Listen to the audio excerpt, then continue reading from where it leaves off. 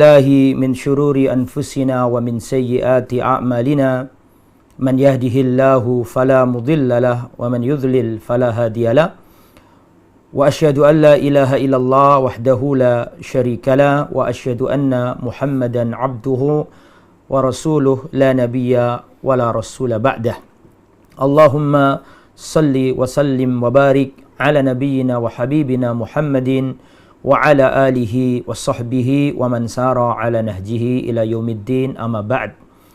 Ikhwatal iman, para pecinta Al-Iman TV dan juga para pendengar Radio Suara Al-Iman dan teman-teman Facebook yang dirahmati oleh Allah Subhanahu wa taala.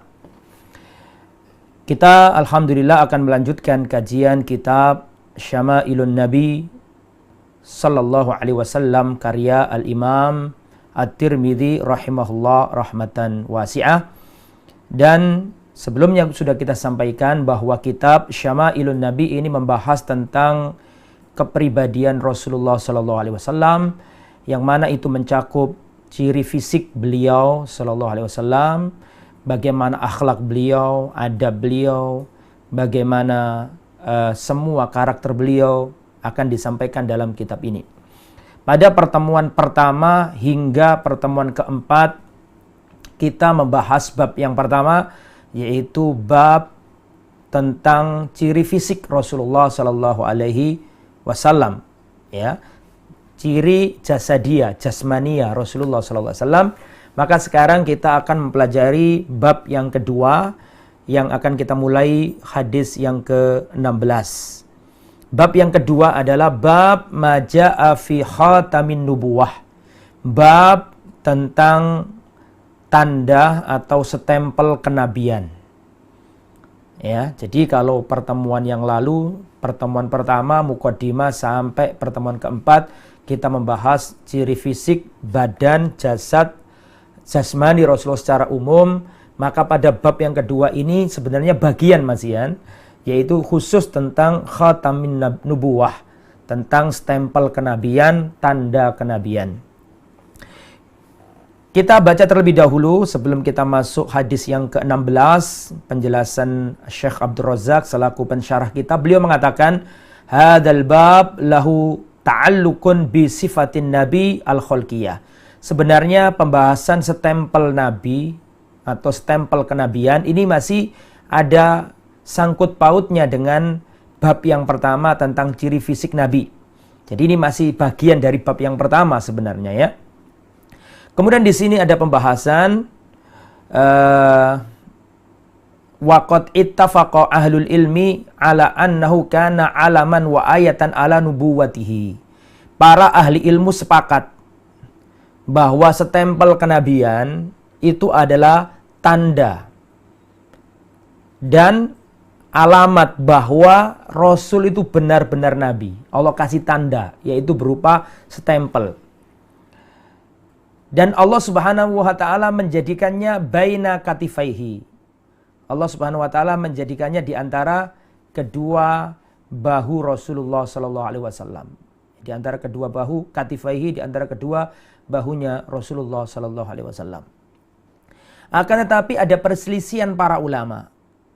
Hal wulida bihi sallallahu alaihi wasallam am annahu wujida ba'da dzalik. Apakah stempel tanda kenabian yang ada di belakang atau di punggungnya Nabi, tepatnya di antara dua bahu, apakah itu sejak lahir sudah ada ataukah itu ada setelah lahir? Ini terjadi perselisihan para ulama. Keberadaan stempel nubuwah atau stempel kenabian, apakah itu sejak bayi lahir Nabi sudah memilikinya, ataukah itu sesuatu yang datang nanti ketika Rasul sudah besar atau setelah kelahiran? Ini para ulama berselisih pendapat. Kemudian Syekh Abdul Razak hafizahullah, beliau mengatakan, wal adhar alladhi tusniduhul riwayat wal adilla anna hadzal khatam kana ma'a hadisati syakki allati khasalat lin Nabi sallallahu alaihi wasallam indama atahu Jibril wa syaqqa sadrahu, ya, wa wasala qalbahu. Jadi pendapat yang lebih rajih, pendapat yang lebih kuat mengatakan bahwa Stempel kenabian itu tidak ada sejak lahir. Nabi lahir, bayi tidak langsung ada tanda kenabian itu. Akan tetapi munculnya tanda kenabian, stempel kenabian itu munculnya bersamaan ketika Rasulullah SAW didatangi malaikat Jibril dan dibedah dada beliau. Rasulullah pernah didatangi oleh Jibril alaihissalam, dibedah dada beliau, dikeluarkan hatinya dan dibersihkan atau dicuci oleh malaikat Jibril. Wa fitil kal hadisa kana tubi'a khatamun nubuwah baina katifain Nabi sallallahu alaihi wasallam. Semenjak kejadian pembedahan dada Rasulullah itulah ada stempel yang ada di antara dua bahunya Rasulullah sallallahu alaihi wasallam. Sejak itu adanya, ya. Nah, nanti kita akan jelaskan tentang bagaimana sih stempel kenabian itu. Wa hadzal khatam huwa juz'un nati'un wa barizun minal badani bainal katifain. Dan tanda stempel kenabian ini adalah bagian daging yang menonjol, yang tumbuh dari badan, ada di antara kedua bahu atau pundak Rasulullah sallallahu alaihi wasallam. Akan tetapi wahwa ilal katifil aisar aqrab. Tetapi yang lebih tepat itu ke bahu sebelah kiri atau ke pundak sebelah kiri. Tidak pas tengah, tidak, lebih ke arah kiri. Ya. Adapun bagaimana sifat-sifatnya, bagaimana cirinya, bagaimana bentuknya, besarnya kayak gimana, warnanya apa, nanti kita jelaskan, oke? Sekarang itu mukadimahnya ya. Kemudian ikhwatal iman yang dirahmati oleh Allah Subhanahu wa taala, sekarang kita masuk hadis yang ke-16 tentang stempel kenabian Rasulullah sallallahu alaihi wasallam. Qala al-muallif al-Imam At-Tirmidzi rahimahullah rahmatan wasi'ah, haddatsana Abu Raja Qutaibah ibn Sa'id qala haddatsana Hatim ibn Ismail anil Ja'ad ibn Abdurrahman qala. Ya, Ja'ad bin Abdurrahman berkata, qala sami'tu Sa'iba ibn Yazid yaqul. Aku mendengar seorang sahabat Nabi yang bernama As-Sa'ib bin Yazid berkata, Zahabat bi khalati ilan Nabi sallallahu alaihi wasallam. Jadi yang menceritakan ini sahabat Nabi, namanya Sa'ib bin Yazid radhiyallahu anhu. Sa'ib bin Yazid ini ya berkata, zahabat bi khalati ilan Nabi. Aku pernah diajak bibiku menuju Rasulullah sallallahu alaihi wasallam.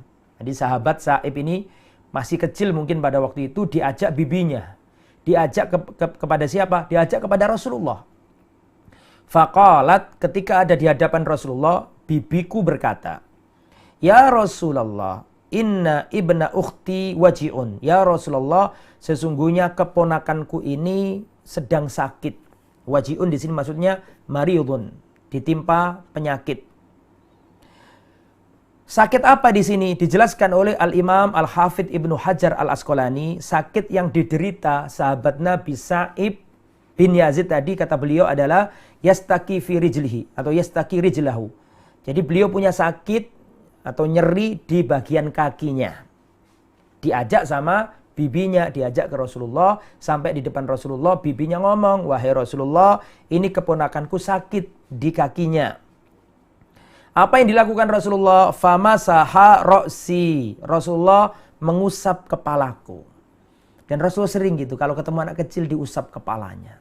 Ini bagaimana talatufnya Nabi, bagaimana kasih sayangnya Nabi, bagaimana kehangatan Nabi dalam menyambut bocah kecil. Maka kata Sa'ib bin Yazid, maka Rasulullah mengusap kepalaku, wada'ali bil barokah. Kemudian Rasulullah mendoakan keberkahan kepadaku. Apa makna mendoakan keberkahan? Maksudnya keberkahan adalah husulul khair wa namaihi au nama'uhu wa ziyadatu. Memperoleh kebaikan yang banyak, bertambah, subur, barokah. Jadi diusap kepalanya, didoakan Nabi keberkahan. Setelah itu watawaddo'a, Rasulullah berwudu.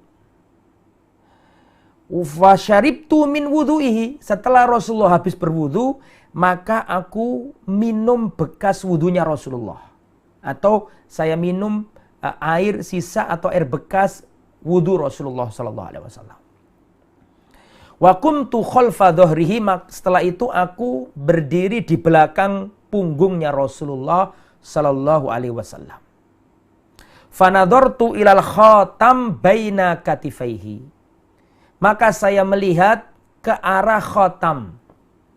Khatam itu artinya stempel tadi, tanda tadi itu. Saya melihat di punggungnya Nabi itu ada al-khatam, yaitu ada stempel, tanda baina katifai, di antara dua bahunya Rasulullah sallallahu alaihi wasallam.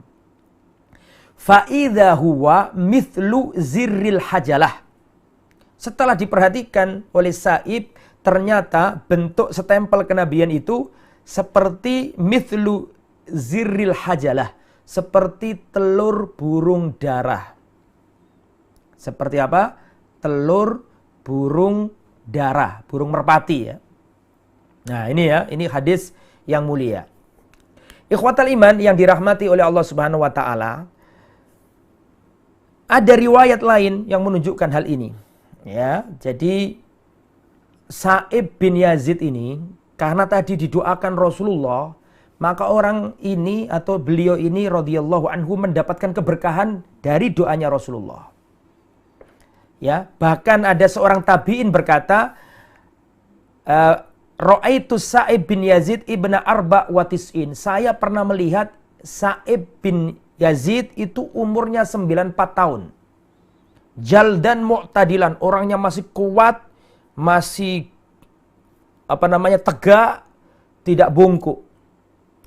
Faqala qad alimtu ma muti'tu bi sam'i wa basari illa bi du'ai Rasulillah. Aku tahu tidaklah aku diberi oleh Allah ya pendengaran yang bagus, penglihatan yang bagus, itu semuanya karena doanya Rasulullah.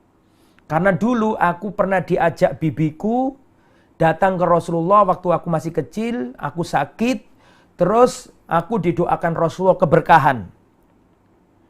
Maka pada waktu itu umurnya beliau 90 tahun lebih, la yazalu jismuhu mutamasikan qawiyan mu'tadilan, tapi masih gede badannya, masih kokoh ya, falisa fihi inkhina, tidak ada bungkuk sama sekali.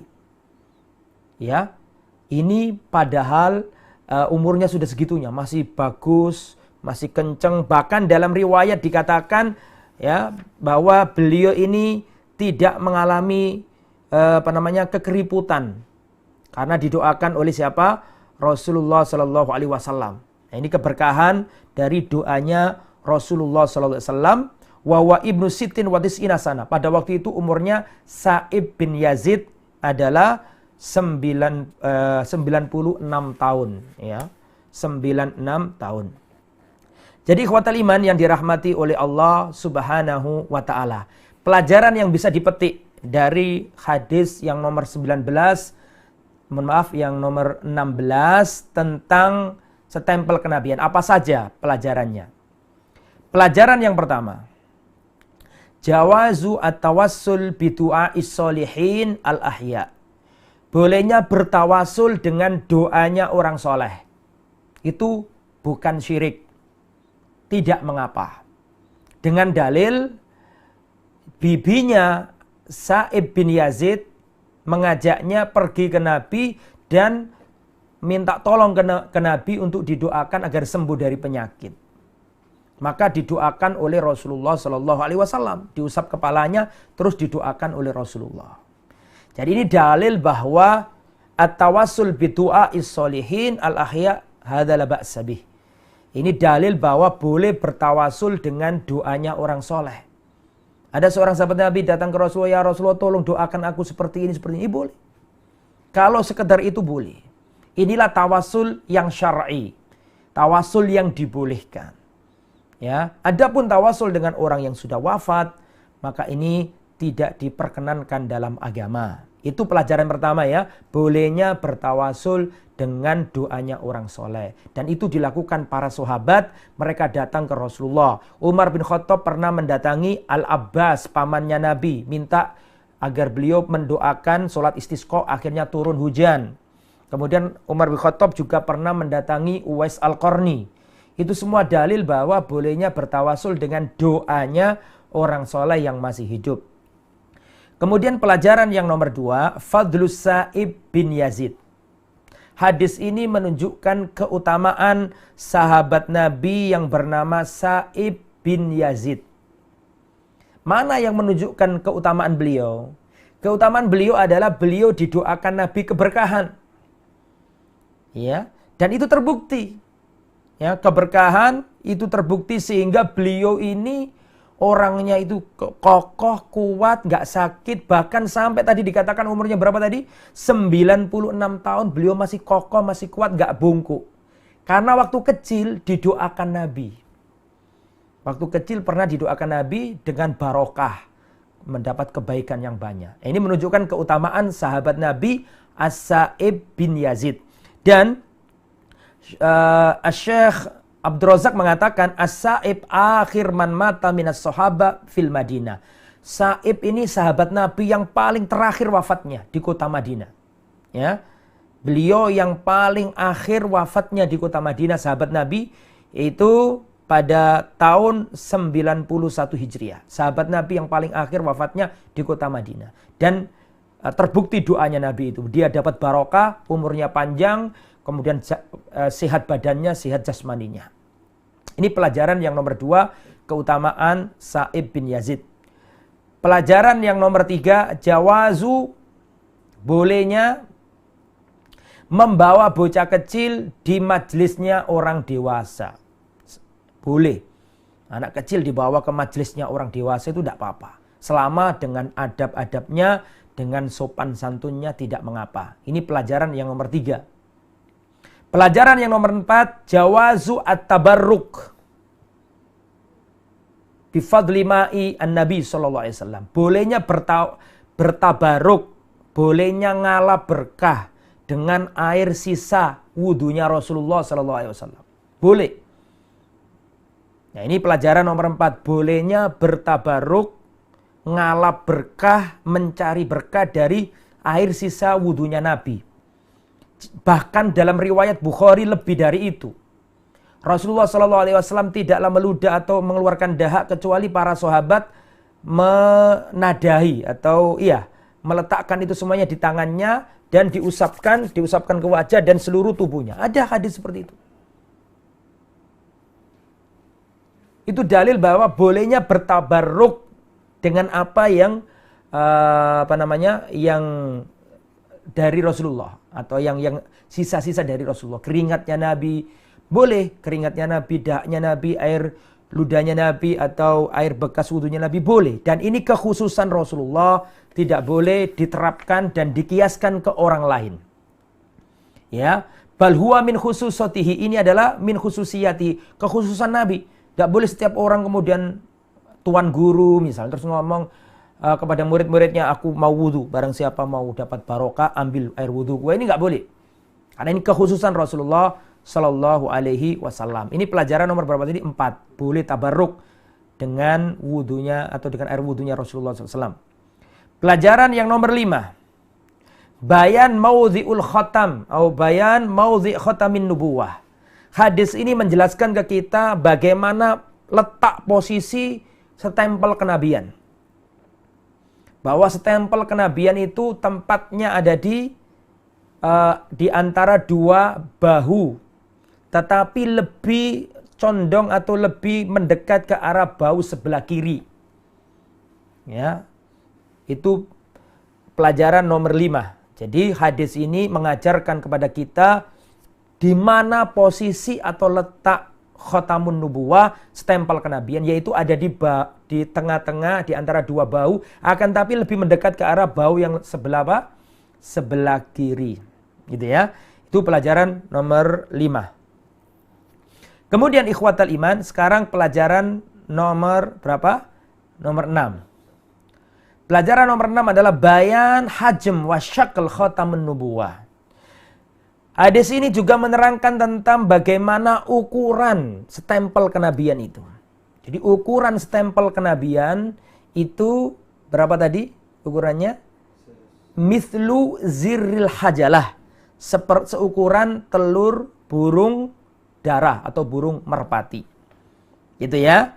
Itu 6 poin atau 6 pelajaran yang bisa kita petik dari hadis yang ke-16 dari hadis Sa'ib bin Yazid yang tadi kita baca.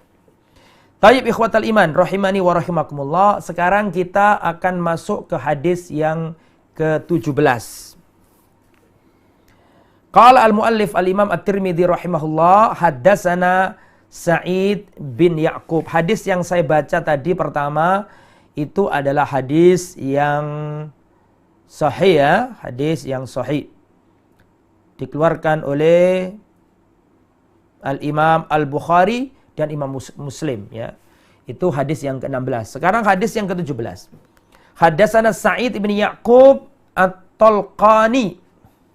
Qal haddatsana Ayyub bin Jabir an Simak bin Harb an Jabir bin Samurah qal. Nah, dari seorang sahabat Nabi yang mulia, Jabir bin Samurah radhiyallahu anhu, beliau berkata, perhatikan, ra'aitul khatama baina katifai Rasulillahi sallallahu alaihi wasallam ghuddatan hamra mithla baydatil hamamah. Kata beliau, Jabir bin Samurah radhiyallahu anhu, beliau mengatakan, ra'aitul khatam baina katifai Rasulillah. Aku melihat tanda stempel kenabian itu ada di antara kedua bahunya Rasulullah sallallahu alaihi wasallam. Ghuddatan hamra, yaitu benjolan, sesuatu yang muncul, benjolan hamra berwarna merah. Nah, ini ada tambahan sifat, yaitu tambahan warna. Kalau tadi kan di hadis yang ke-16 gak ada tambahan apa? Warna. Ini sekarang ada warna. Perhatikan. Ra'aitul khatama baina katifai Rasulillahi sallallahu alaihi wasallam ghuddatan hamra'ah. Saya melihat tanda kenabian itu ada di antara dua bahunya Rasulullah, ghuddatan berupa ghudda. Apa sih ghudda itu? Kalau diterjemahkan mungkin benjolan. Ghudda itu kalau kita lihat maknanya adalah uqdatun fil jasadi tadharu bainal jildi wal lahm idza humizat bil yad taharrakat. Nah, perhatikan. Ghudda itu adalah sebuah simpul atau ya benjolan yang ada di jasad yang nampak antara kulit dengan daging. Bisa tergambar gak? Benjolan yang ada di tubuh, yang mana benjolan ini antara kulit dengan apa? Daging. Antara kulit dan daging. Kalau dipegang sama tangan, itu bisa bergerak-gerak. Nah, itu makna ghuddah. Mungkin di sini diartikan ya kita artikan benjolan dikit gitu lah ya. Bukan benjolan gede begini ya, bukan. Kalau itu ya jelek nanti ya. Ini bukan benjolan yang gede, bukan ya. Ini stempel kenabian. Kita ulangi, ra'aitul khatama baina katifai Rasulillah. Kata Jabir bin Samurah radhiyallahu anhu, saya melihat tanda kenabian antara kedua bahunya Rasulullah, ghuddatan hamra, benjolan yang berwarna apa? Merah. Mithla baydatil hamama, seperti telur burung merpati. Nah, berarti disimpulkan di sini letaknya ada di antara dua bahu. Dan tadi sudah dikatakan aqrab ila al-yusra, lebih ke arah apa? Kiri. Kemudian bentuknya itu berupa benjolan dan warnanya apa tadi? Warnanya merah. Ukurannya seperti telur burung merpati. Ya, semakin jelas ya berarti ya. Ikhwatal iman yang dirahmati oleh Allah Subhanahu wa taala, fi isnadi Ayyub bin Jabir bin Sayyar fa huwa dhaif. Di dalam hadis ini ada perawi yang lemah, akan tetapi waqad kharrajahu al-Imam Muslim. Imam Muslim meriwayatkan dalam sahihnya dengan jalan Tariq dengan jalan Abdullah an Israil an Simak dengan lafaz yang mirip itu. Ya, dengan lafaz yang mirip itu tapi dengan launuhu mithlu launil jasad. Ya, jadi saya ulangi, hadis yang kita baca tadi itu diriwayatkan Al-Imam Tirmidzi dalam ya kitabnya.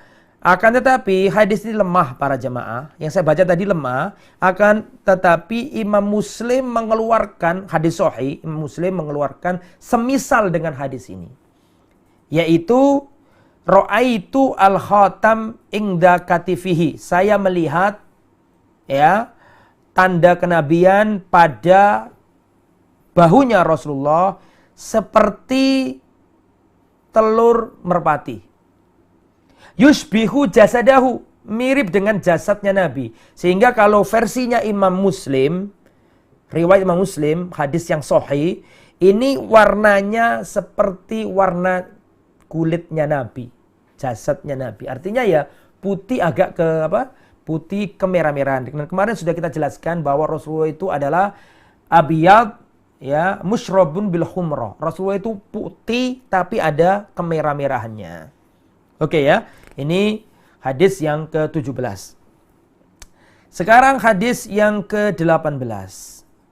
Qala al-muallif rahimahullah haddatsana Abu Mus'ab al-Madini qala haddatsana Yusuf ibnul Majishun an abihi an Asim bin Umar bin Qatadah an jaddatihi Rumaitsah radhiyallahu anhuma qala an jaddatihi Rumaitsah radhiyallahu anhuma qalat. Jadi ini diriwayatkan seorang sahabiat, ya, radhiyallahu anha qalat, namanya Rumaitsah, bukan Rumaisah, ya, beda ya. Ini Rumaitsah, sahabiat Nabi. Beliau berkata, sami'tu Rasulullah sallallahu alaihi wasallam, aku pernah mendengar Rasulullah sallallahu alaihi wasallam, perhatikan, lau asya'u an uqabbilal khatam alladhi baina katifahi min qurbihi la fa'altu. Masyaallah. Perhatikan, kalau aku mau pada waktu itu, seandainya aku kecup dan aku cium stempel kenabian yang ada di antara kedua bahunya Rasulullah, niscaya aku menciumnya kalau aku mau. Saking dekatnya pada waktu itu. Berarti posisi Rumaitsah pada waktu itu dekat dengan Nabi sampai bisa melihat langsung. Melihat tanda kenabian. Sampai beliau mengatakan kalau aku mau cium, bisa aku cium itu. Berarti kan menunjukkan saking dekatnya. Ya. Kemudian kata Rumaitsah radhiyallahu anha, pada waktu itu aku dekat dengan Nabi sampai kalau aku mau mencium stempel kenabian itu bisa, saking dekatnya, dan itu ada di antara kedua bahunya Rasulullah. Kemudian saya mendengar Rasulullah bersabda, perhatikan. Yaqulu li Sa'ad bin Mu'ad yaumata ihtazza lahu arsyur rahman. Pada waktu itu aku mendengar Rasulullah berkata ketika Sa'ad bin Mu'ad wafat. Ada seorang sahabat Nabi namanya Sa'ad bin Mu'ad. Sa'ad bin Mu'ad ini adalah pemimpin Ansor, pendekarnya Ansor, dijamin masuk surga. Ketika wafat, arsy-Nya Allah itu goncang. Maka Rasulullah ketika wafatnya Sa'ad bin Mu'ad, Rasulullah berkata, ihtazza lahu arsyur rahman. Arsy-Nya Allah bergetar karena kematian Sa'ad bin Mu'ad. Lah, yang meriwayatkan ini Rumaitsah. Pada waktu itu dekat kepada Nabi sampai bisa melihat tanda kenabian Nabi. Kalau mau mencium bisa, saking dekatnya. Itu ya. Nah, ini apa pelajarannya di sini? Pelajaran yang pertama, berarti pada waktu itu kejadian itu ada wanita di situ. Itu kan kejadian wafatnya Sa'ad bin Mu'ad itu ada di perkumpulan orang Yahudi pada waktu itu. Ya, dan ini yang diriwayatkan oleh seorang sahabiat wanita. Tapi nggak dilakukan karena nggak boleh. Ya, nggak boleh wanita mencium laki-laki, nggak boleh. Kalau bukan mahram kan gitu kan. Makanya nggak dilakukan oleh wanita ini. Ini menunjukkan bahwa wanita ini menjaga muru'ah. Dan di sini diletakkan juga sama dengan hadis-hadis sebelumnya tentang letak stempel kenabian atau tanda kenabian, yaitu di antara dua bahunya Rasulullah SAW. Dan hadis ini juga menunjukkan keutamaan siapa? Keutamaan Sa'ad bin Mu'ad. Yang mana Sa'ad bin Mu'ad ini ketika wafat, karena menghukumi orang-orang Yahudi dengan hukum yang adil. Jadi ceritanya panjang kalau saya ceritakan itu ya. Itu kan cerita Bani Quraidah. Kalau kita terangkan sangat panjang, itu ada kaitannya sama perang Khandaq atau perang Ahzab. Ada kaitannya sama pengkhianatan Bani Quraidah. Panjang kalau diceritakan. Intinya Sa'ad bin Mu'ad ini menghukumi orang Yahudi dengan hukum yang adil. Sampai-sampai Rasulullah bangga dengan hukum yang dikeluarkan oleh Sa'ad bin Mu'ad itu. Terus setelah itu wafat beliau.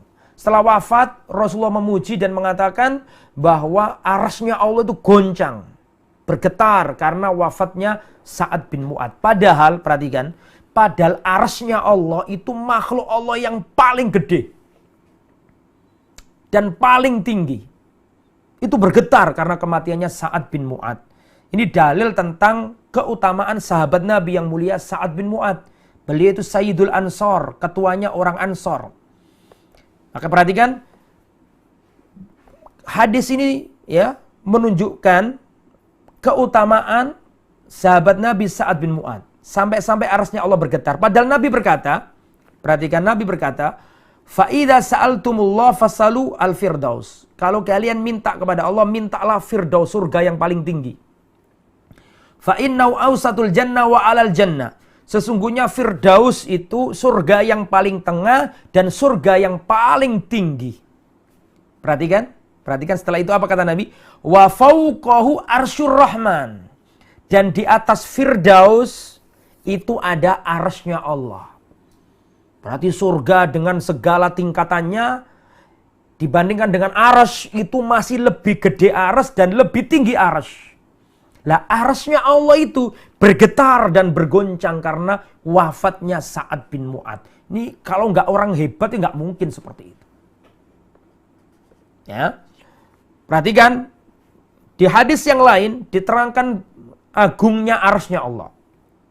Ya, coba padahal arsy-Nya Allah itu makhluk Allah yang paling gede, arsy-Nya Allah, makhluknya Allah yang paling tinggi, paling agung, paling besar.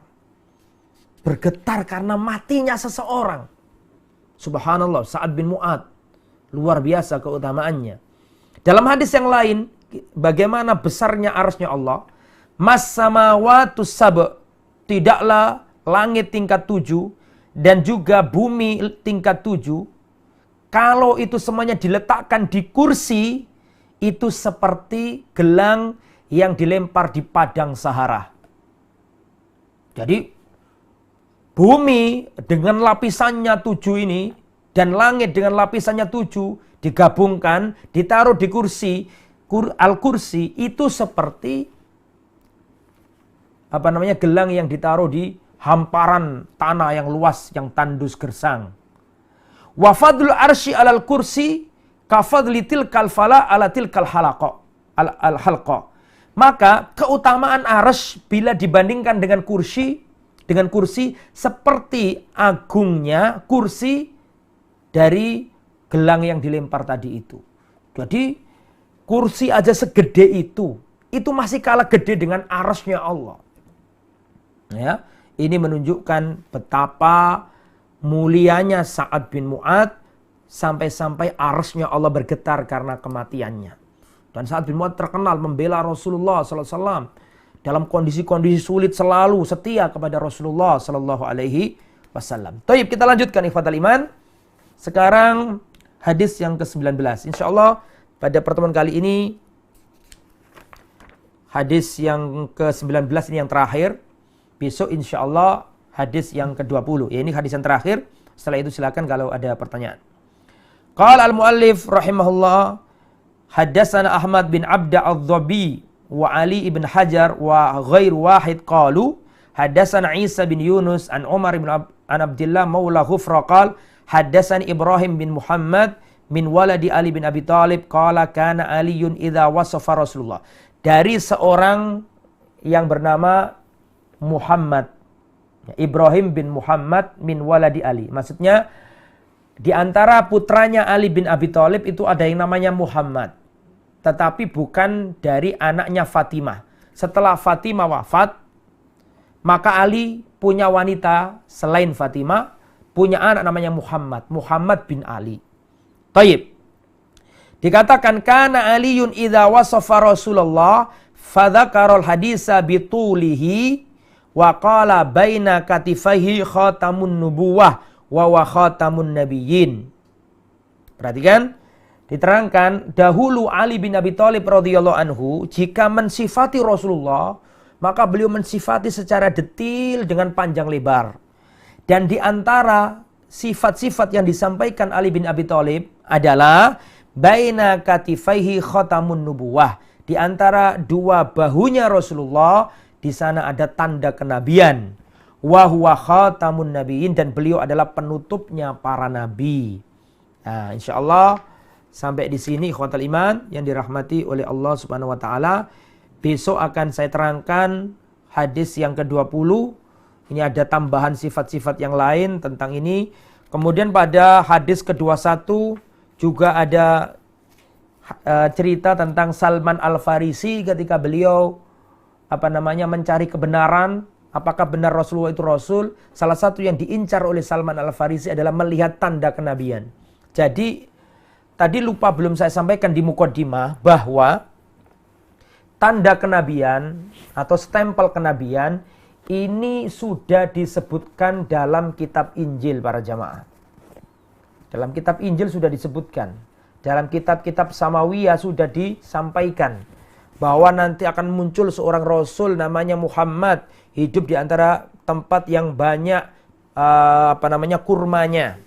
Di antara tandanya adalah enggak menerima sedekah, tapi menerima hadiah. Dan di pundaknya atau di antara kedua bahunya ada tanda kenabian. Itu dicantumkan dalam kitab-kitab Samawi. Mana dalilnya besok akan kita terangkan. Salman Al-Farisi dari agama Nasrani pindah ke Islam karena beliau diajari sama pendeta-pendeta yang baik, pendeta-pendeta yang lurus, yang memegang tauhid. Kemudian diajari bahwa nanti akan ada nabi cirinya seperti ini. Dan terbukti nanti beliau ketemu dengan Rasulullah Sallallahu Alaihi Wasallam. Ikhwatal iman, sampai di situ yang bisa disampaikan. Saya kembalikan ke Mas Khairuddin selaku pembawa acara. Kepada beliau kami persilakan. Ustaz, sekian jazakumullah khairan atas materi yang telah disampaikan dari pembahasan hadis ke-16 sampai hadis ke-19 pada sesi malam hari ini. Tapi kami berikan kesempatan bagi para listeners ataupun para pemirsa dimanapun Anda berada yang sedang menyimak pembahasan kita malam hari ini. Tentunya dapat langsung menyambungkan pertanyaan Anda melalui line telepon kami ke nomor 031 3710 210, ke nomor 031 3710 210 agar langsung dapat berinteraktif bersama guru kita Ustaz Fadlan Famsyah, ataupun dapat dikirimkan melalui WhatsApp pesan layanan WhatsApp kami ke nomor 08122 9489567, ke nomor 08122 9489567. Baik Ustaz, kita bacakan pertanyaan pertama di sini Ustaz dari saudara Burhan Ustaz. Beliau bertanya di sini Ustaz. Bismillah, kita bertanya, sering kita jumpai saat penjual makanan di sore hingga malam hari, ketika mendengar azan mereka tidak segera berangkat ke masjid, Ustaz, tetapi mereka menunda sholat sampai selesai melayani pembeli, Ustaz. Apalagi jika terjadi antrian, mereka menunda sholat hingga ada temannya yang menggantikan posisinya saat berjualan, Ustaz. Mungkin bagaimanakah hukumnya dalam Islam dan mohon solusinya, Ustaz. Ya, jadi intinya terpaksa menunda sholat, begitu Mas ya? Ikhwatal iman rahimani wa rahimakumullah, tidak diragukan lagi bahwa di antara ibadah yang sangat mulia, yang paling dicintai Allah, yang paling afdal adalah sholat tepat pada waktunya. Sebagaimana hadis yang terkenal, Rasulullah ditanya, ya Rasulullah, ayul a'mali afdal, ayul a'mali ahabu ilallah, atau ayul a'mali afdal, amalan apa yang paling utama? Maka di antara yang disebutkan Rasulullah pertama kali adalah as-sholatu ala waktiha. Sholat tepat pada waktunya. Sholat di atas waktunya. Kemudian ditanya lagi, amalan apa ya Rasulullah? Birrul walidain, kata Rasulullah. Berbakti kepada kedua orang tua. Amalan yang lain apalagi ya Rasulullah? Dikatakan oleh Rasulullah Sallallahu Alaihi Wasallam, yaitu al-jihad fi sabilillah. Jihad di jalan Allah. Di situ yang diletakkan pertama adalah sholat tepat pada waktunya. Maka seorang muslim hendaklah ya memanage waktunya, mencari pekerjaan yang tidak menghalangi dia untuk sholat tepat waktu, ya, dan usahakan berjamaah.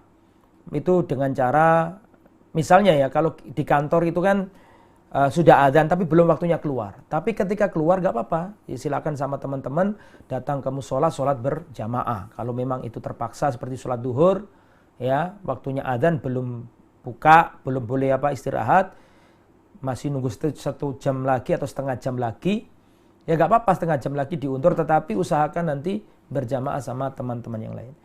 Intinya wallahu a'lam bishawab, harus diusahakan semaksimal mungkin dengan cara gantian sama teman atau bagaimana, dan hendaklah seorang memilih pekerjaan yang bisa mendekatkan diri kepada Allah Subhanahu wa taala, dan lebih baik ngomong terang-terangan sama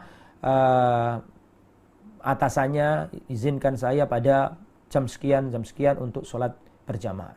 Dan silakan dikomunikasikan dengan baik, mudah-mudahan diberi solusi. Wallahu a'lam bishawab.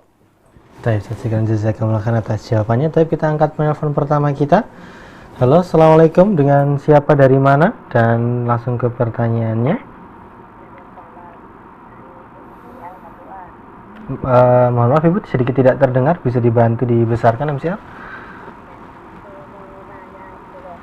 Apa benar Nabi Muhammad bercela dari mulai lahir?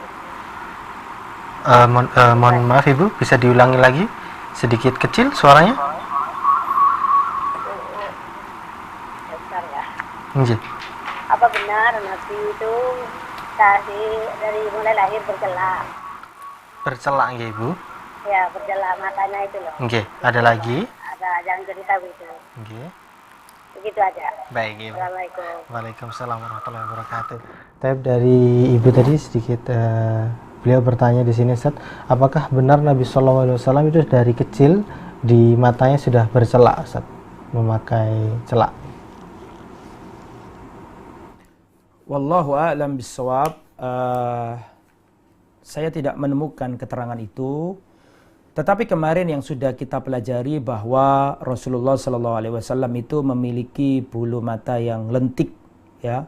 Rasulullah SAW memiliki bulu mata yang panjang dan lentik yang bagus, mempesona, ya. Kemudian matanya Rasulullah, mata beliau yang mulia SAW itu lebar, tidak sipit, dan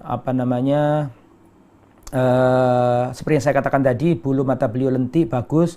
Adapun dikatakan bercelak, wallahu a'lam, dengan keterbatasan ilmu saya belum tahu, ya. Wallahu a'lam bishawab.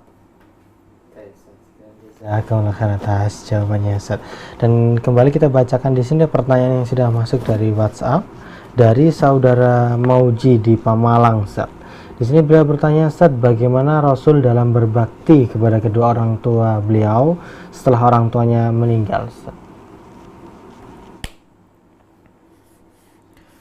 Iya. Tidak ada riwayat yang menjelaskan hal itu, karena ada riwayat yang menunjukkan bahwa Rasulullah Shallallahu Alaihi Wasallam mendatangi kubur ibunda beliau Siti Aminah. Rasulullah Shallallahu Alaihi Wasallam mendoakan ibundanya, tetapi ditegur oleh Allah Subhanahu Wa Taala. Ya, ibunda beliau, doanya Nabi tadi mendoakan ibunya tidak diperkenankan oleh Allah, ya, karena tidak wafat di atas keislaman. Kemudian Rasulullah Shallallahu Alaihi Wasallam minta izin kepada Allah untuk bisa menziarahi makam ibunda beliau, dan itu diizinkan oleh Allah Subhanahu Wa Taala, sehingga tidak ada riwayat Rasulullah mendoakan kedua orang tuanya. Wallahu a'lam bishawab. Itu kalau Rasulullah. Adapun bagaimana cara kita berbakti kepada orang tua yang sudah wafat, itu ada dicontohkan Nabi. Maksudnya Nabi mengajari kita cara berbakti kepada orang tua yang sudah wafat. Caranya A, B, C, D dijelaskan oleh para ulama dan dapat riwayat dari Rasulullah SAW. Adapun Rasulullah pribadi berbakti kepada orang tuanya sudah wafat, maka tidak dinukil Rasulullah melakukan ini untuk orang tuanya, untuk ini untuk orang tuanya, untuk ini untuk orang tuanya. Tidak. Yang ada beliau tadi saya katakan mendatangi kuburannya Siti Aminah, maka kalau mengunjungi diizinkan, mendoakan tidak diizinkan Allah Subhanahu wa taala. Wallahu a'lam bishawab. Jazakumullah khairan atas pertanyaan menjawab Bapak Mauji di Pemalang. Tapi kita berikan kesempatan bagi penelpon tadi yang sudah menyambungkan melalui line interaktif, dapat disambungkan lagi ke nomor 031 3710210 tadi yang sudah menyambungkan pertanyaan. Kita berikan kesempatan lagi ke nomor 031. Kita angkat penelpon yang sudah masuk. Halo, assalamualaikum, dengan siapa, dari mana? Ummu Hawa dari Benar Meriah. Ibu Muhawa. Ummu Hawa dari Benar Meriah. Oke, silakan Ibu Muhawa.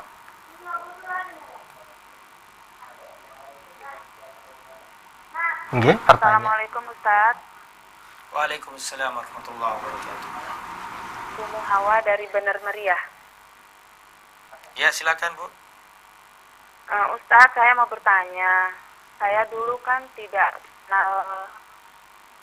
belum kenal sunnah, jadi saya mengalami makam orang tua saya, ibu saya gitu. Mengapakan? Ngeramiknya, di keramik. Di keramik. Jadi setelah saya tahu sekarang kenal sunnah gitu, di keramik itu tidak boleh. Saya dengar katanya nanti di hari penghisapan tidak bisa keluar arwahnya gitulah, jadi tidak terhisap nanti. Apakah itu benar Ustadz? Ya. Habis itu satu lagi, apakah tuntunan berselawat mau azan innallaha wa malaikatahu dan seterusnya itu tidak ada tuntunannya dari Rasulullah? Baik. Tidak ada nasnya. Baik. Cukup, Tolong Ustadz jelaskan tuntunan Rasulullah saat mau mengumandangkan azan itu, apa tuntunan dari Rasulullah Ustadz? Baik. Terima kasih. Silakan. Pertanyaan Terima yang kasih, wabarakatuh. Waalaikumsalam warahmatullahi wabarakatuh. Saudari Ummu Hawa, ya, semoga Allah menjaga Anda dan juga keluarga.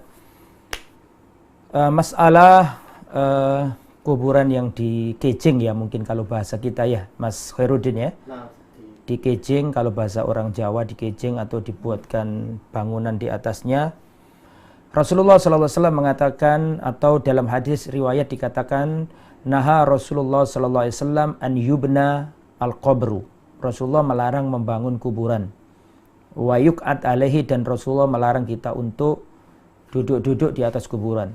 Wa an yujassasal qabr, dan dilarang mengapur atau mengecat kuburan. Jadi tidak diperkenankan membangun bangunan di atas kuburan. Itu nas dari hadis Nabi yang mulia sallallahu alaihi wasallam. Adapun seperti yang Anda sampaikan, nanti kalau di keramik akan tidak bisa keluar arwahnya, nanti akan nggak ada hisab pengadilan, itu nggak benar. Ya dilarang begitu aja.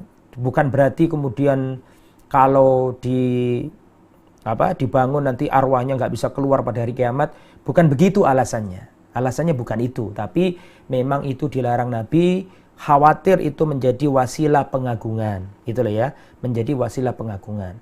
Nah, kalau sudah terlanjur bagaimana Ustadz? Kalau bila itu dibongkar akan menimbulkan fitnah misalnya. Masyarakat akan menilai, ini kok aneh, ini aliran apa ini kok, kuburan-kuburan kok dibongkari. Kalau khawatir justru akan menimbulkan fitnah yang besar, ya nggak usah dibongkar, nggak apa-apa. Tapi kalau memungkinkan, monggo nggak apa-apa diganti dengan diganti dengan nisan saja cukup ya.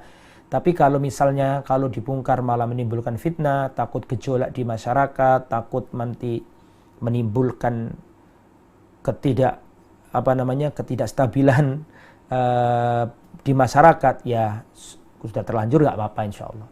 Tapi kalau memungkinkan nggak apa-apa diganti cukup nisan saja. Itu ya, itu untuk yang pertama. Kemudian yang kedua, apa tuntunan Rasulullah SAW ketika mengumandangkan adzan? Apakah didahului dengan apa? Sholawat. Innallaha wa malaikatahu yusholluna 'alan nabi, ya. Dan seterusnya. Kalau kita belajar fikih adzan, fikih sholat, itu kan dimulai dengan adzan. Maka di situ dijelaskan lafaz-lafaz adzan itu sudah dijelaskan. Seperti yang kita dengar ini.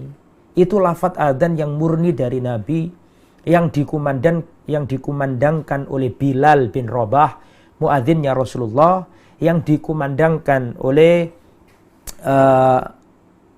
Ibnu Ummi Maktum dan sahabat-sahabat yang lain yang pernah ditugasi Nabi beradzan. Maka adzannya tidak ada tambahan yang aneh-aneh. Adzan ya adzan itu. Coba dibuka di kitab Bulughul Maram, bab adzan. Jadi diterangkan lafaz-lafaz adzan. Tidak ada tambahan sholawat sebelum adzan. Jadi kalau yang ditanyakan bagaimana adzan di zaman Nabi, ya adzan yang kita kenal ini. tanpa ada tambahan tambahan apa tadi? Sholawat sebelum adzan. Akan tetapi kalau doa khusus yang diajarkan Nabi setelah menjawab adzan sampai selesai, terus kita disuruh bersolawat, lah itu ada kalau itu. Setelah mendengarkan adzan Allahu Akbar, maka kita jawabkan sampai selesai. Setelah itu kita baca solawat. Ya, kita baca solawat dan kita membaca doa. Allahumma rabba hadhihi da'wati tamah wassalatil qa'imah ati Muhammadanil wasilata wal fadila wa ba'athu maqaman mahmudanil ladzi wa'attah. Kata Rasulullah, barang siapa mendengarkan adzan sampai selesai, dijawab, baca solawat, terus baca doa tadi itu.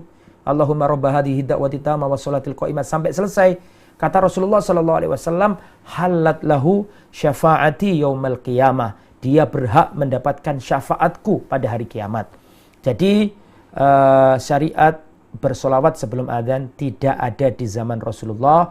Kalaupun ada, maka itu setelah adzan, itu kita yang mendengarkannya membaca solawat terus baca doa tadi itu, permohonan wasilah untuk Rasulullah. Allahumma rabba hadhihi da'wati tammah wassalatil qa'imah sampai selesai. Kalau itu ada. Gitu ya, wallahu a'lam bishawab. Kita angkat telepon terakhir namanya Ustaz, kita coba berikan nampak yang terputus. Tapi kita berikan kesempatan lagi yang ingin mencoba menghubungkan ke line telepon kami tadi ke nomor 03137102110 yang sudah menyambungkan teleponnya dapat langsung dihubungkan ke Taib. Kita angkat Ustaz, teleponnya sudah menyambung. Halo, assalamualaikum, dengan siapa, dari mana, dan pertanyaannya? Waalaikumsalam warahmatullahi wabarakatuh. Okay. Bapak Ustadz yang terhormat, saking Bapak Jo Surabaya niki. Nggih Pak Jo, monggo. Ini ngeten. Begini Ustadz, ini bukan berdoa tapi tidak disebutkan niatnya mulai malaikat Jibril, 10 malaikat sampai Nabi Adam, Siti Hawa, dan nabi-nabi, seluruh nabi dan bapak-bapak arwah-arwah yang sudah meninggal ini mengirimkan yang disebut Al-Fatihah. Jadi Muhammad Syekh Abdul Qadir Jailani Al-Fatihah, malaikat Jibril Al-Fatihah. Dia saya dengar tidak meminta. Ustaz, apakah itu dibenarkan? Apa itu termasuk tawasul yang tidak boleh? Kan bilangnya Ustaz tadi kan tawasul dengan orang yang masih hidup dan doanya. Nah ini yang sudah mati termasuk malaikat, termasuk Nabi Adam dan Hawa itu setiap habis sholat itu ada doa begitu, ada macam-macam. Kalau ada hajatan manten walimah, doanya yaitu malaikat, nabi-nabi dan para wali, Al-Fatihah itu disebutkan para jamaah semua. Apa itu boleh Ustaz? Terus nomor 2 begini Bapak Ustaz, stempel kenabian itu apakah ada lafadznya Muhammad Rasulullah atau cuma daging seperti yang Bapak Ustaz keterangan tersebut? Ngoten mawon Ustaz. Barakallah. Okay. Alhamdulillah. Assalamualaikum warahmatullahi wabarakatuh. Waalaikumsalam warahmatullahi wabarakatuh. Masya Allah, Pak Jo ya selalu aktif dan saya hafal suara beliau. Semoga Pak Jo selalu sehat. Pak Jo, panjenengan ten Surabaya nggih. Masya Allah, semoga panjenengan senantiasa diberi Allah limpahan rahmatnya dan kasih sayangnya. Iya, jika itu diniatkan tawasul, maka tawasul yang seperti itu tidak pernah dijalankan oleh Rasul dan para sahabat. Bagaimana dengan ihda al-Fatihah? Ya, itu juga pembahasan yang harus dipahami. Jadi,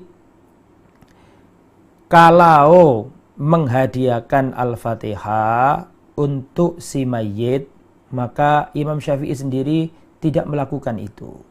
Dan juga para sahabat tidak melakukan itu. Yang mengirim bacaan Al-Fatihah kepada si mayit tidak dilakukan oleh generasi salaf umat ini. Beda halnya kalau membaca surat Al-Fatihah sebagai amal soleh untuk pribadi, kemudian digunakan untuk bertawasul dengan amal soleh untuk mendoakan orang tua, maka itu boleh. Contoh seperti ini. Ya Allah, ada orang gini, jadi ada macam-macam ini. Kalau niatnya itu menghadiahkan Al-Fatihah kepada si mayit, maka ini pendapat yang rajih ini tidak diperbolehkan karena tidak dilakukan oleh Rasul dan para sahabat. Itu jelas ya kalau menghadiahkan.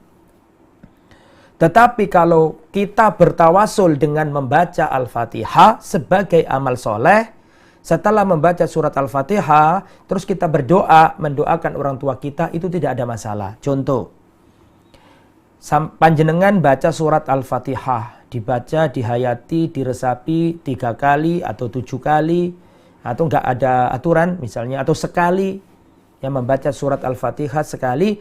Setelah membaca surat Al-Fatihah, panjenengan angkat tangan berdoa misalnya, ya Allah, aku membaca surat Al-Fatihah ya Allah, karena ini adalah suratmu yang paling agung ya Allah. Karena Al-Fatihah ini, Al-Fatihah adalah ruqyah. Al-Fatihah adalah induknya Al-Quran.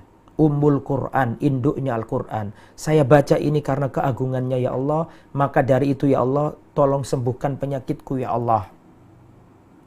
Atau tolong sembuhkan penyakit orang tuaku ya Allah. Ya itu boleh kalau itu. Itu namanya bertawasul dengan amal soleh. Nah, bertawasul dengan amal soleh itu dibolehkan. Bertawasul dengan surat Al-Fatihah, membaca surat Al-Fatihah, itu nggak apa-apa.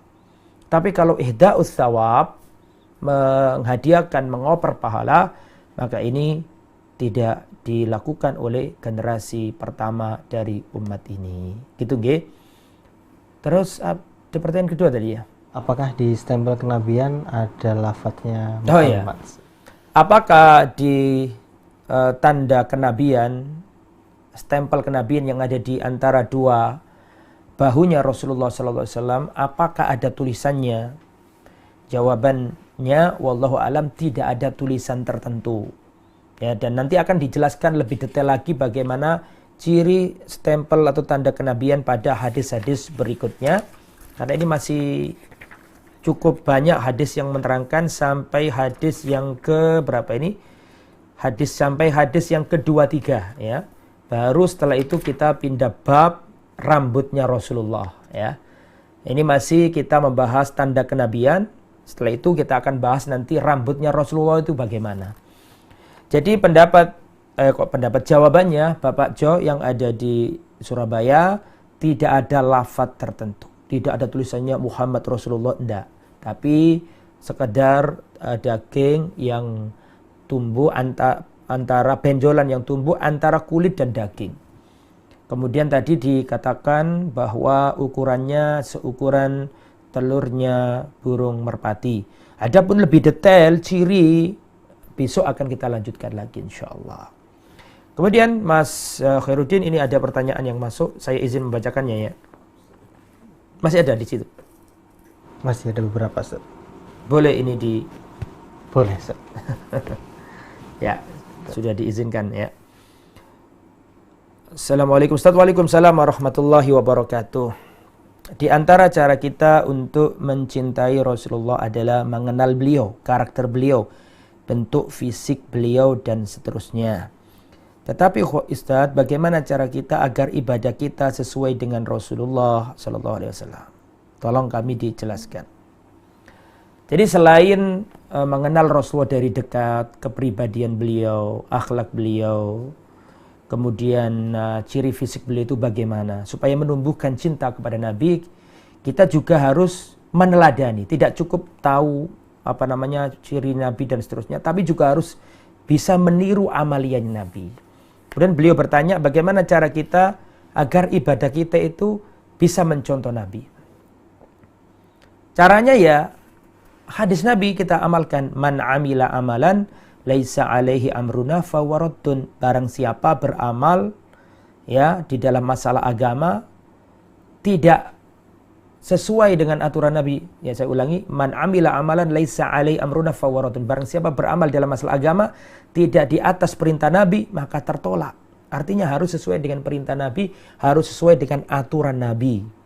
Dan untuk dalam hal ini cukup panjang ya, tapi saya singkat sedemikian rupa. Kalau ingin ibadah kita seperti Nabi, perhatikan 7 hal penting. Perhatikan 7 hal penting. Yang pertama, perhatikan waktu ibadah yang sudah ditentukan Nabi. Waktu yang pertama. Rasulullah kalau sudah menentukan waktu ibadah, ikuti.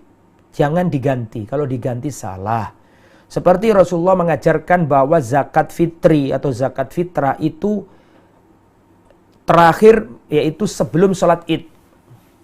Kalau misalnya ada orang bayar zakat fitrah setelah sholat id, maka apakah diterima pahala ibadahnya?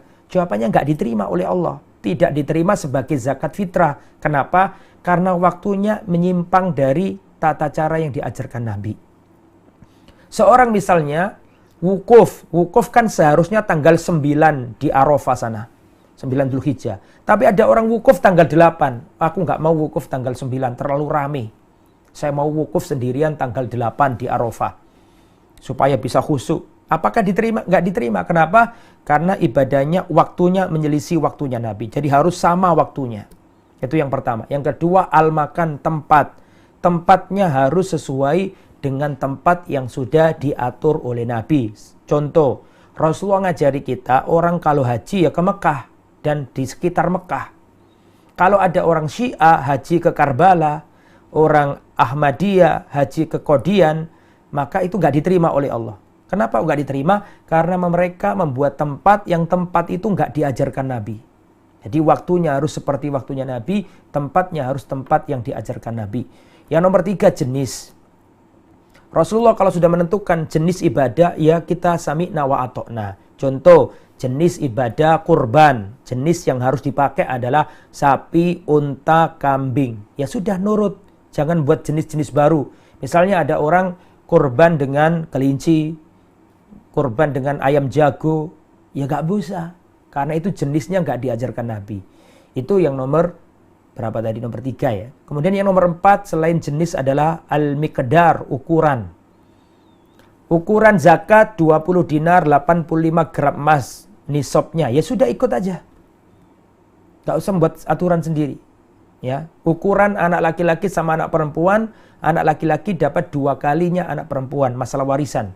Ya kita ikuti itu ukuran Nabi, jangan diganti-ganti. Terus nomor 5 adalah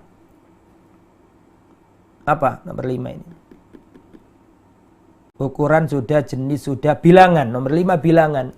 Rasulullah kalau sudah menentukan bilangan ibadah ya kita nurut, manut, sami'na wa ata'na. Salat subuh 2 rakaat. Itu ajaran Nabi. Sampai hari kiamat ya nggak boleh jadi 3 rakaat. Itu sudah pakem dari Nabi.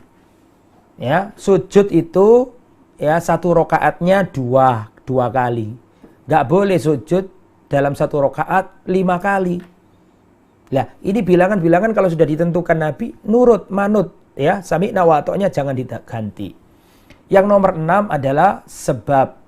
Kalau sudah ditentukan sebab ibadah ya pakai, jangan cari sebab-sebab yang lain. Idza dakhala ahadukum al-masjidah fala yajlis hatta yarka' rak'ataini atau kama qala Rasulullah. Barang siapa di antara kalian masuk masjid, maka jangan duduk sampai sholat 2 rakaat. Berarti masuknya dirimu ke masjid menjadi sebab sholat tahiyatul masjid. Terus ada orang datang ke pasar, punya stand toko di pasar. Setiap kali masuk toko sholat 2 rakaat. Setiap kali masuk pasar selalu sholat 2 rakaat. Ditanya sama temannya, sampai ini sholat opo? Setiap kali masuk pasar kok sholat 2 rakaat? Dia ngomong, saya sholat tahiyatul pasar misalnya. Tahiyatus suq. Ya nggak bisa. Karena sebabnya nggak diajarkan Nabi. Yang terakhir tata cara. Nomor 7 ya, tata cara. Jadi kalau Rasulullah sudah menjelaskan tata cara ibadah, ikuti, jangan diganti. Contoh, tawaf. Tawaf itu kan berlawanan dengan arah jarum jam. Betul apa enggak?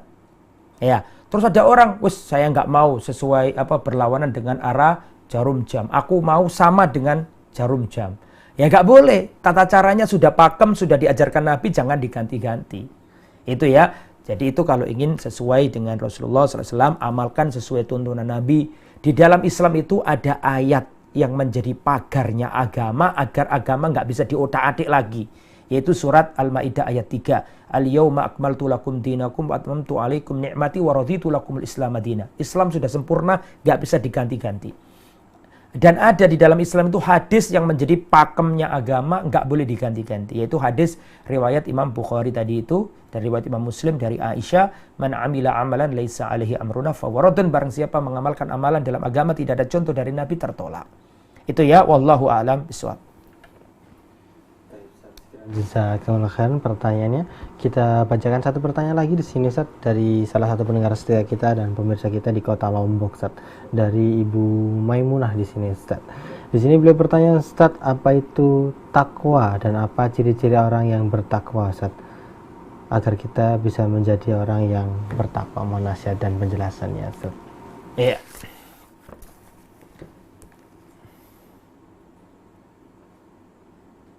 Apa itu takwa?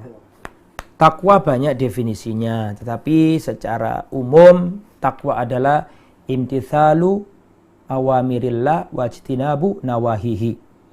Yaitu secara umum seperti itu. Takwa adalah menjalankan semua perintah Allah karena niat beribadah kepada Allah, mengharap pahala dari Allah, dan menjauhi seluruh larangan Allah larangan Allah Subhanahu wa taala. Jadi mengerjakan semua perintah Allah ikhlas karenanya dan menjauhi seluruh larangannya, itulah takwa. Cirinya banyak ya, di Al-Qur'an ini penuh ya. Di antaranya ya alladzina idza fa'alu fakhishatan aw dzalamu anfusahum dzakarullah. Kalau orangnya itu melakukan kesalahan, langsung ingat sama Allah, bertobat kepada Allah. Orangnya ahli solat, orangnya wa mimma razaqnahum yunfikun, yaitu orang-orang yang menginfakkan hartanya. Banyak, kalau ciri-cirinya sih bisa satu kajian khusus untuk ciri-ciri orang bertakwa, dan itu banyak di Al-Qur'an. Kalau Anda baca di surat Al-Baqarah, dzalikal kitabul la raiba fi hudal lil muttaqin. Nah, coba dibuka surat Al-Baqarah itu yang pertama alif lam mim, dzalikal kitabul la raiba fihi hudal lil muttaqin. Nah, itu terusannya itu kan ciri-ciri orang yang bertakwa. Silakan dibuka ya, dan itu banyak sekali. Sampai di sini mungkin Mas Khairuddin, terima kasih banyak para pendengar Radio Suara Al-Iman dan para pemirsa Al-Iman TV yang dicintai oleh Allah Subhanahu wa taala. Semoga apa yang disampaikan bermanfaat. Mohon maaf atas segala kekurangan dan kekhilafan. Subhanakallahumma bihamdika asyhadu an la ilaha illa anta astaghfiruka wa atubu ilaik. Assalamualaikum warahmatullahi wabarakatuh. Waalaikumsalam warahmatullahi wabarakatuh. Kami ucapkan syukuran jazakumullah khairan atas waktu dan materi yang telah diberikan kepada kami dan para pemirsa tentunya yang setia menyimak pembahasan kita di malam hari ini. Dan insya Allah ta'ala kita akan melanjutkan pembahasan bersama beliau Ustadz Fadlan Famsyah di hari Ahad besok, tentunya pukul 8 malam waktu Indonesia bagian Barat.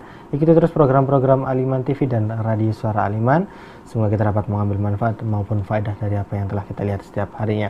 Adapun pertanyaan-pertanyaan yang belum terbacakan tentunya kami mohon maaf, bisa kembali ditanyakan di pekan depan atau